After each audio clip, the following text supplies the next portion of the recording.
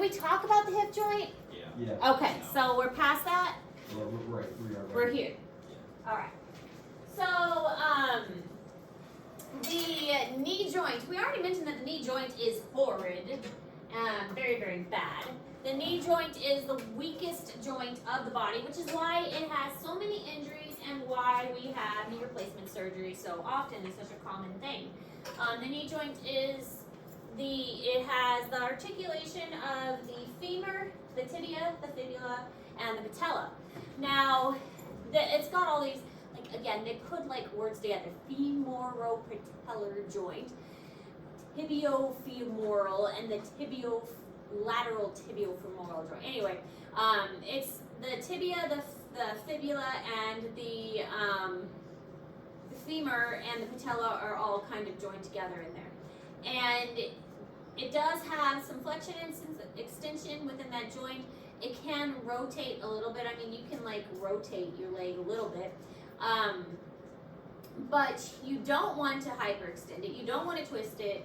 And you don't want it to have too much of an impact, because all of these things can injure that joint. As most people are aware, most people at some point have fallen on their knees and bruised their knees and skinned their knees, and I mean, I'm sure everybody has skinned their knees at some point. Yes.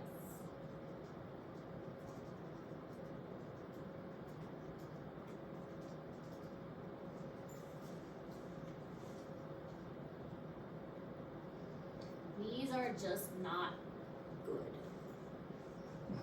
There's so much weight that is put on them. When you jump, they take a lot of that impact. Just a bad joint overall. Not really made for twisting, but we twist them anyway. They get hit wrong, everything pops out. Kneecap can slide around.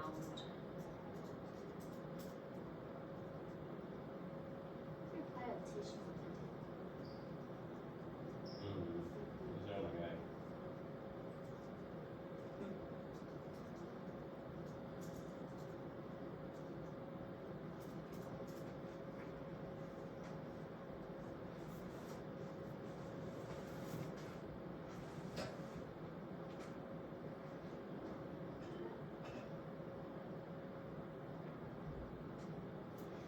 So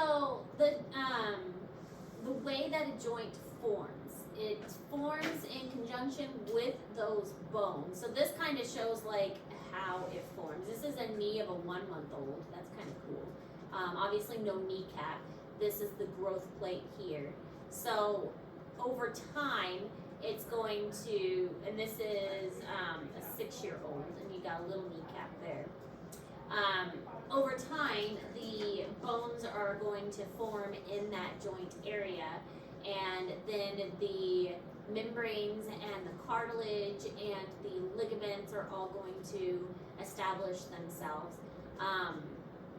You've got the endochondral ossification. Remember, we learned about intramembranous ossification. That was like with the fontanelles and the within the skull, and also the clavicle are the intramembranous ossification. And then we have the endochondral ossification, which we're going to see in the long bones. Then that is going to help to form the different kinds of joints. But with the limbs, that's mostly going to be endochondral ossification. And then you have that primary and that secondary ossification centers we've talked about before. And then you've got the synovial joint formation, which is where that synovial fluid is going to come and cushion that area. The cells are going to actually undergo cell death to form that cavity. So the cells are actually going to die in that area, and that's what forms that cavity. The hyaline cartilage does remain at the epiphyseal plate and the articular cartilage. Articular means the places where it touches. So any kind of articular cartilage is touching something else. So the articular cartilage is touching another bone. It's articulating with something.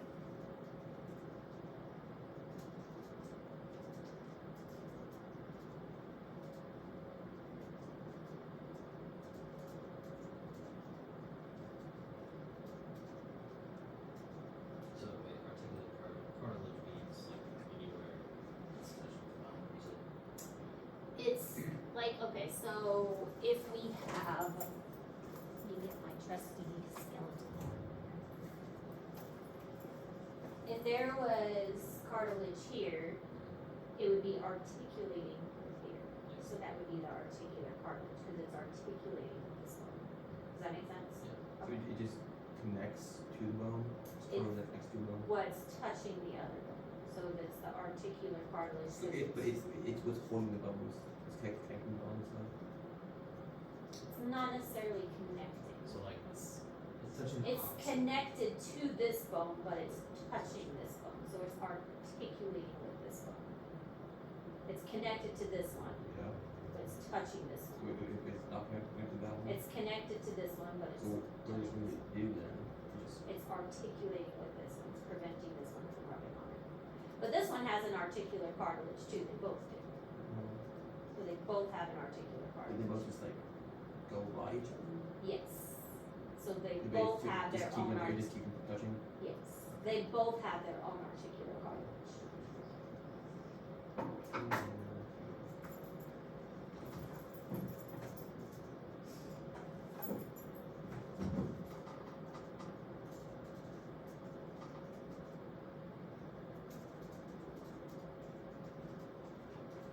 And the articular cartilage is made out of hyaline cartilage. It's just called articular cartilage. I know. I mean, see, they should So- just let me name So it. it's articular cartilage is the same as hyaline cartilage. Yes, that it's makes- just that called makes articular cartilage because it's the hyaline touching is- cartilage. Hyaline cartilage is the actual type of cartilage, but it's called articular because it's touching.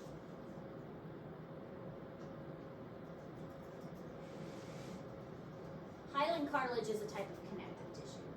That is the type of cartilage. That's its name. There's many types of cartilage, but hyaline cartilage, there's like reticular cartilage and hyaline cartilage and elastic cartilage. The hyaline cartilage is the type of cartilage that is mostly used with bones, and it's called articular cartilage because it's touching the bones.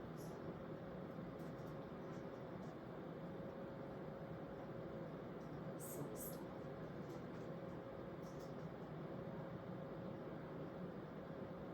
Alright, so a human knee at 1 month, and then human knee at 6 years. So it has a kneecap at 6 years. And then this is the epiphyseal or growth plate. And this is also the growth plate. So obviously this growth plate is open.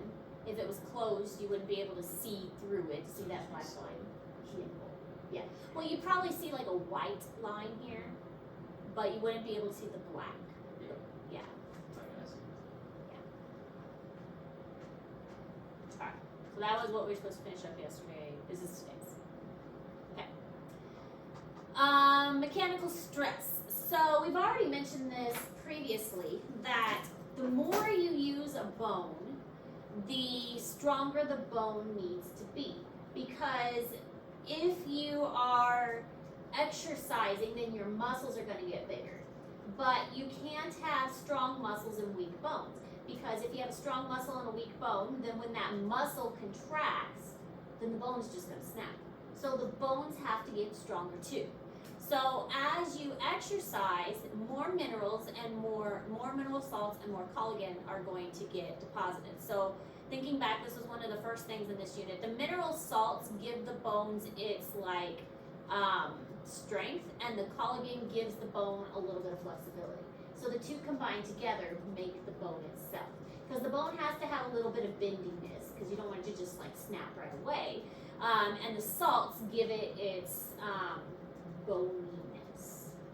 So the two combined together give the bone like its overall strength. Calcium and vitamin D really interact together. Vitamin D is needed to absorb calcium.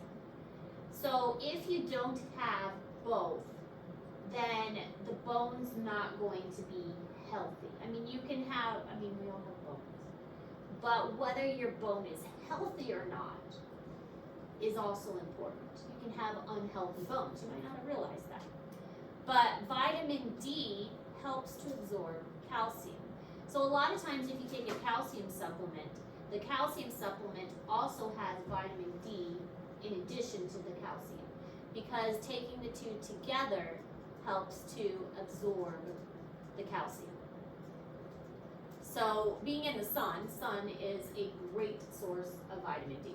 We already talked about that with the integumentary system, that our integumentary system helps us to absorb the vitamin D through our skin, and so that helps our body to process that. So vitamin D is needed to absorb the calcium. There will probably be a question on the test about that. And seeing as how I just wrote the test, probably know what I'm talking about. Vitamin K helps to support bone mineralization too. But vitamin D and calcium are linked together.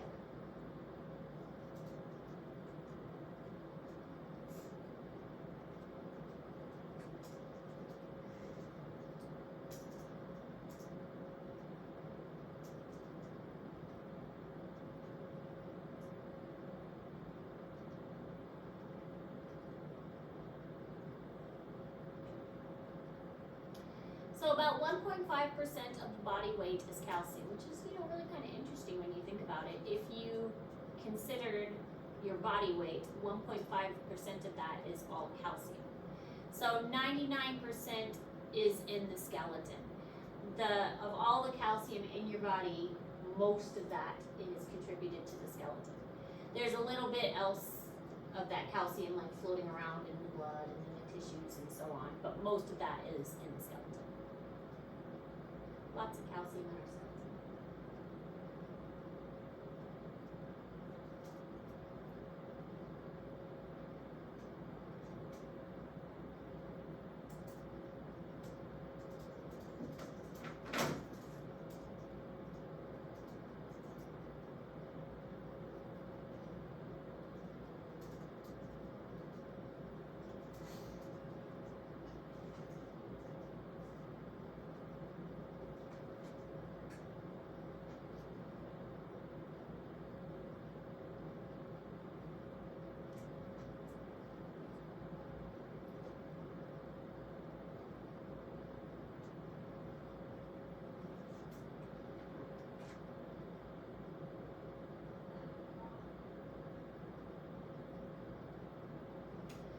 This diagram in Google Classroom shows how everything is related. Now, extracellular fluid has a big part to play with this. Remember, that is the fluid that is excreted by the cells that is outside. It's not living, but it serves as that kind of intermediary between the different cells. So it surrounds the cells and it is like a go-between.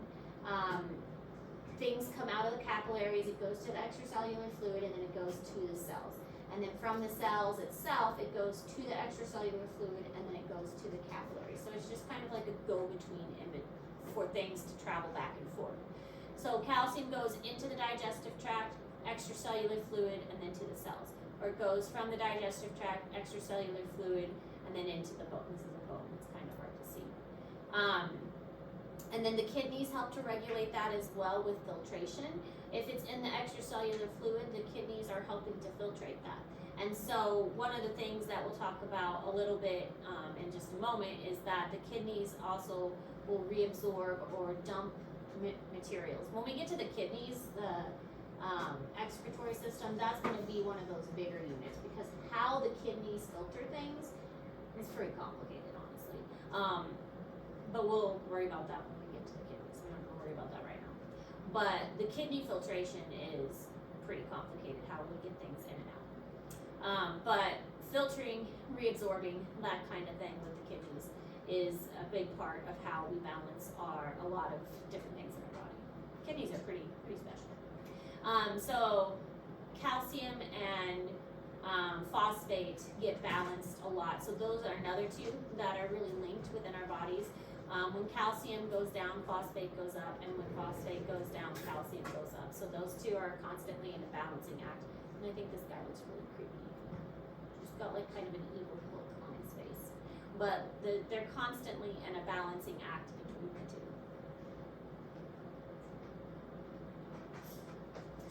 So the bone contains a type of exchangeable calcium.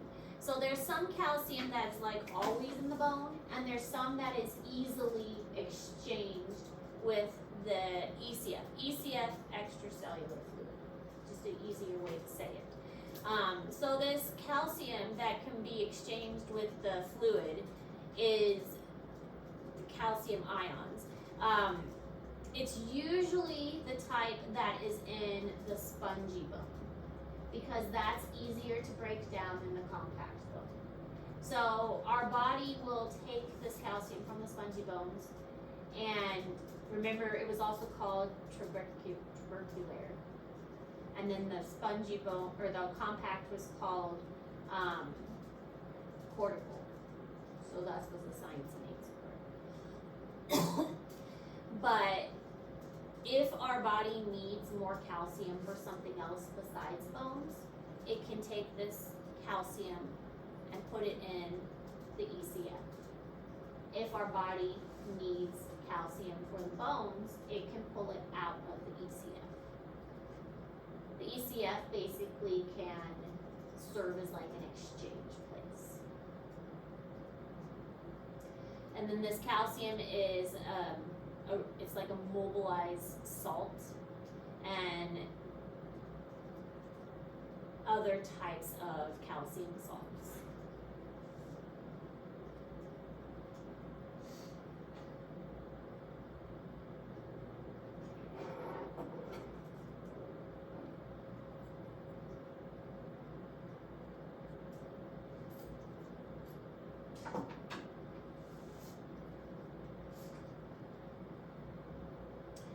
The reason this is important is that it can have a rapid buffering. You don't want too much calcium ions in the ECF. You don't want too little. You want it to be balanced just right. Again, with this whole homeostasis thing, this homeostasis is going to be a big idea throughout the entire year. Everything comes back to homeostasis. It's what it all comes back to. So this buffering system in homeostasis, balancing the calcium ions is super important. That's why we need to have the ECF monitoring and saying, do we have enough calcium? Do we not? Can we pull some more from the bones? Do we need to put some back in the ECF?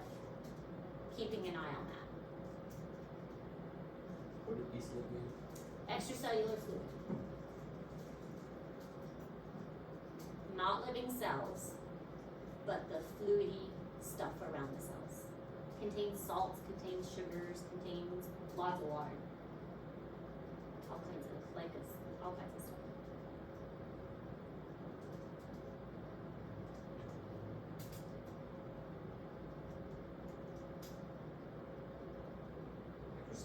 Extracellular what? Fluid. Fluid. It's just the fluid that cells are in. Yep. It contains salts, sugars. Salt, sugars, lots of water. Kind of a storage, buffering solution.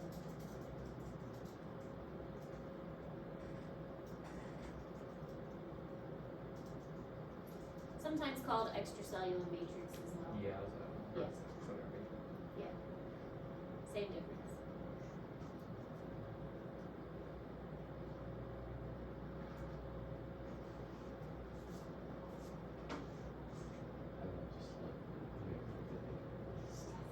Admin. I'm gonna take that and I'm gonna go to some I've got some too. Here, just have a whole first aid kit.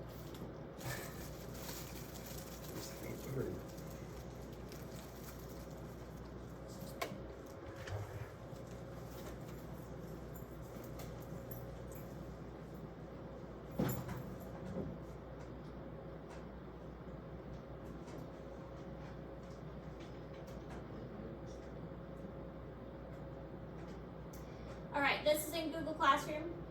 Calcium, vitamin D, vitamin K, magnesium fluoride, omega-3s, and what they do for the bone. So calcium, we know what that does. It helps with bone hardness, makes the crystals in the calcium salts. Vitamin D, it absorbs it. Vitamin K helps with mineralization. And then magnesium and fluoride both helps with the bone structure. So as far as the regulation of the bone itself, there are three major hormones that help to maintain bone health. There is 1,25 dihydroxycholecalciferol. You don't need to know how to spell that, but you would need to know, recognize the word, because that could be a multiple choice. Okay. So it is a multiple choice, in other words. It could be a multiple It choice. could be, we just haven't made the test, telling us about it. It could be. A way that it could be phrased might sound something like, which of the following is not one of the three hormones that are, I don't remember how I phrased it, but it'd be something like that. You We're writing it right down? now, we're on the question. So what? Which of the following is not a hormone used in bone health?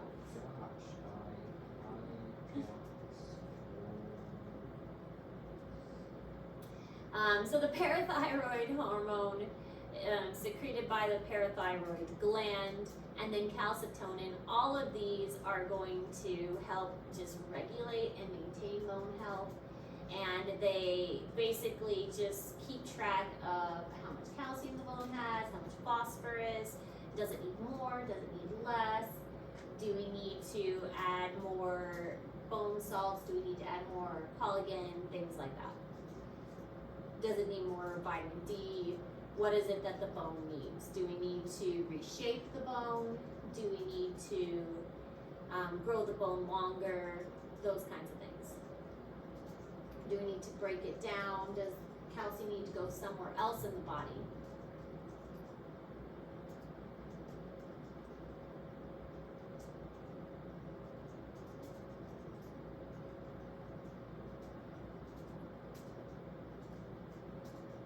So could you say those three again? Like what they do again? So I can make sure I got it.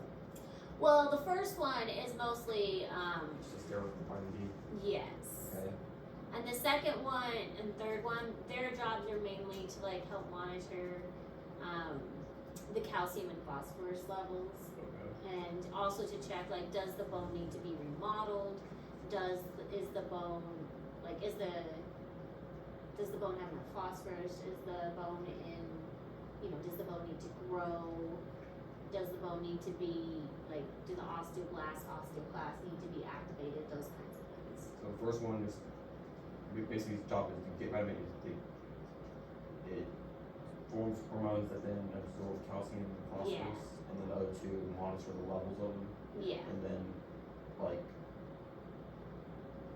they do any or They all just kind of work together. Okay. Yeah. And I'm not going to expect you to get into details with it. Okay. So, Got it. yeah.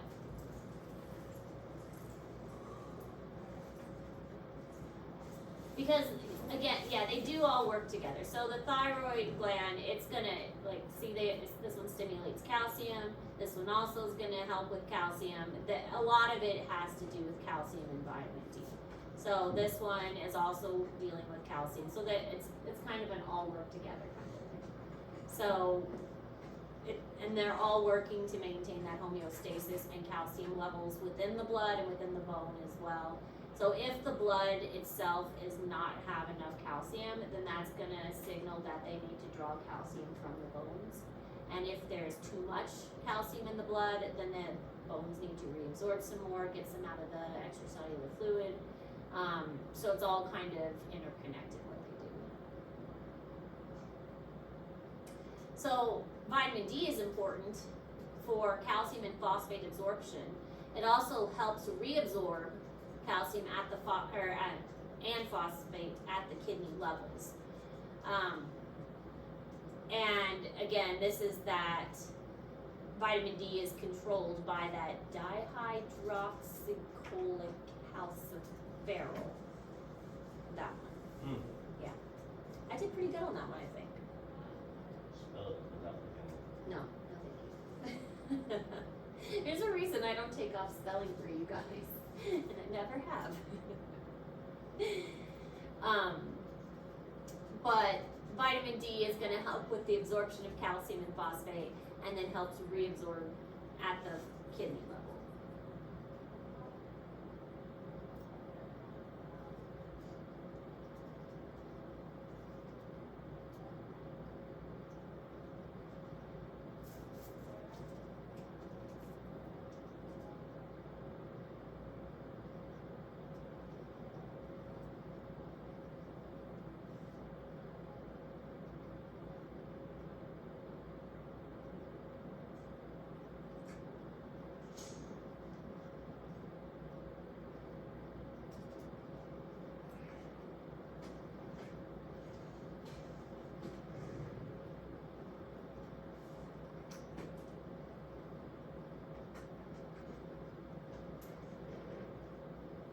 And then the parathyroid, this shows how this one works.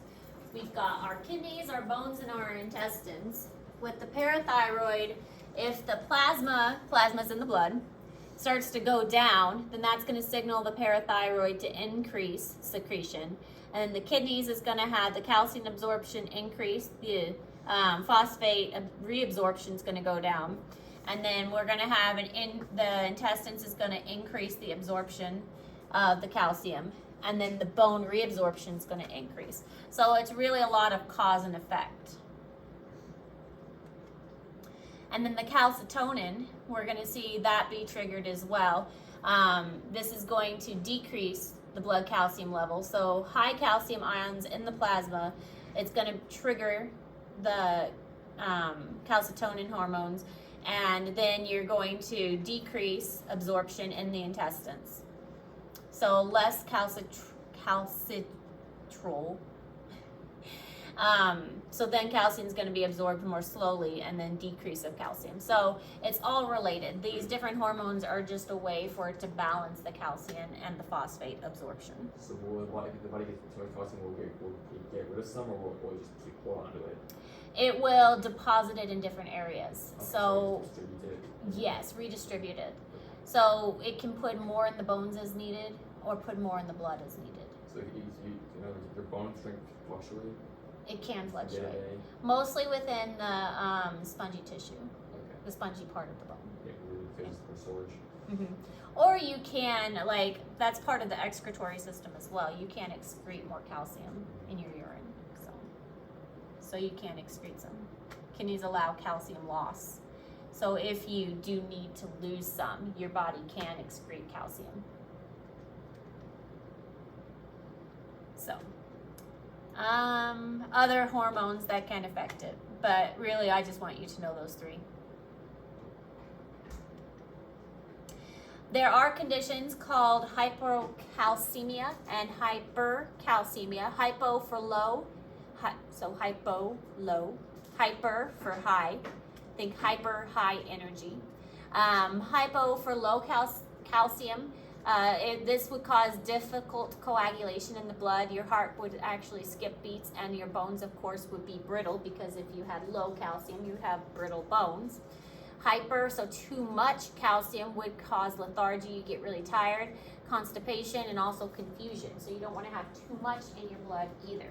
So it's, again, a balancing act. Your body needs to maintain that homeostasis, because too much or too little causes issues. So what do you mean by your difficult coagulation changes? If you have too little calcium in your blood, the process of blood cell formation, we haven't really talked about. I know it's when you're solid, it's like a semi-solid. But what solid changes to a semi-solid? What changes? Coagulation is different, because there's a lot that goes into coagulation. It's more than that. It's more like, how do I describe it? There's a lot that goes into it for the things that are in the blood, like scabbing effects as well, the fibers that are in the blood, the other minerals that are in the blood that get affected. So, I mean, we'll get into it more when we get to the cardiovascular system. Okay. Yeah. It's kind of hard to explain without the other things in context. So.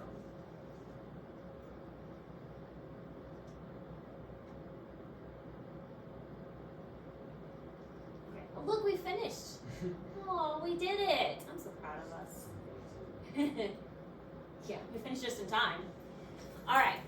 Do you guys want me to go ahead and post the x-ray? Yeah. Yeah, okay. So I'm gonna I'll go ahead and post it then. And